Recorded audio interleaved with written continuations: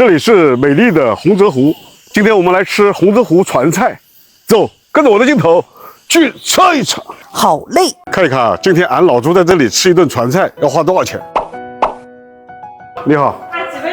两位，你们有什么招牌推荐一下？就是鱼啊、锅贴啊，还有龙虾啊、地沟小杂鱼、地沟昂刺鱼吃的比较多。像我们就是把它弄好了之后，然后就是我们不是这边比较忙嘛。哦，就是提前做好的，弄个炸鱼嘛，不要现捞的，不要烧好的。它这个店呢就在洪泽湖边上。洪泽湖呢是中国第4大淡水湖，大堤始建于东汉，被誉为水上长城。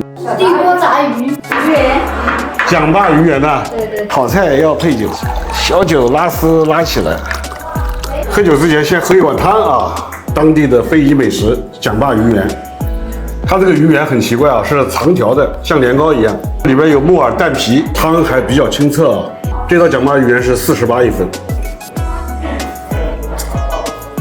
它这个口感很怪，酸酸的，浓浓的胡椒味，里面大概加了白醋。鱼肉很细嫩绵密，嚼到最后有丝丝的鱼的鲜香，酸酸的，比较开胃。这一杯还是敬好朋友，来。现在我们来尝一尝它的这个地锅炸鱼，这一份58，里面看有几条啊？1条、2条、3条、4条、5条、6条，里面有昂丝、鲫鱼、小白条，就是3种鱼，6条。是一个昂丝鱼，鱼肉还是挺鲜挺嫩。这个鱼的口是咸鲜微辣，我感觉这个鱼是在冰箱里面拿出来的，不是现捞现杀的，味道还是不错。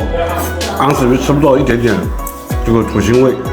来尝一尝它的小馒头，这个小馒头我估计也不是自己做的。我的印象中那边呢，它这个面应该是现揉，然后在边上贴上去的，这个味道一般般。小鱼锅贴尝一尝，这个2个饼里面夹的是什么？香菜，外皮酥脆，里面裹着浓浓的鱼汤的汁，比这个馒头好吃。这份小鱼锅贴15，小鱼锅贴很不错。6月黄，是洪泽湖的吗？这个是我们部门有人采购的。这个天正是吃6月黄的季节啊！来，清蒸6月黄，产地不详。55一只，这一只大概有3两多嘛。这是公的，还是有一点点蟹黄。吃蟹一定要配醋跟姜啊。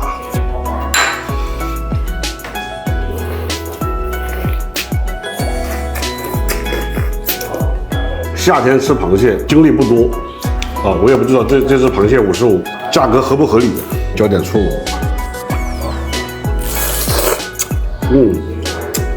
哇。我吃螃蟹最喜欢吃爪，55，我吃了35。这个6月黄啊，是夏季没有成熟的大闸蟹，它也是洪泽湖当地的一道特色美食。蟹黄流沙，肉质鲜嫩，吃这个大闸蟹啊，还是要等到秋高气爽的季节来吃啊。现在就是吃了一个味，洪泽清波映夏光，蟹儿正嫩品湖鲜。干杯！为了摄像师特别点了一份龙虾。谢谢鹏哥。这份干煸龙虾一份3斤，200一份，小份的。洪泽离盱眙很近，就很多人跟我说这个盱眙龙虾呢，它是稻田养殖的，它这个是湖里面的湖虾。它这个个头也是很大，应该在7、8的样子啊，黄还是很满的，大部分都是小爪，虾黄还是不错。来，吃。好的。洪泽湖的龙虾以清蒸和蒜泥的常见，我们要的是干煸的，我们口味重，喜欢吃辣。虽然虾的个头不是特别大，但是它的品质还是不错的。虾肉紧实，肉还是挺饱满的，大爪鱼基本上都是公的。传菜呢，以前是这个在河上、湖上打鱼的渔民在家里边自己做的这个菜叫传菜。现在一般的真正在船上的菜少了，现在都搬到岸上来了。哎，再喝一点蒋坝鱼圆汤。蒋坝鱼圆呢，当地以鲜、滑、嫩3绝著称。我认为再加一个酸、汤酸、视觉，也是洪泽湖当地的一道非遗美食。把这个地锅鱼吃完。经常吃一个人聪明啊，但是我是例外。吃完了以后啊，到这个洪泽湖湖边去散步，感受着微微的湖风，丝丝的凉爽。最后一杯敬所有的好朋友。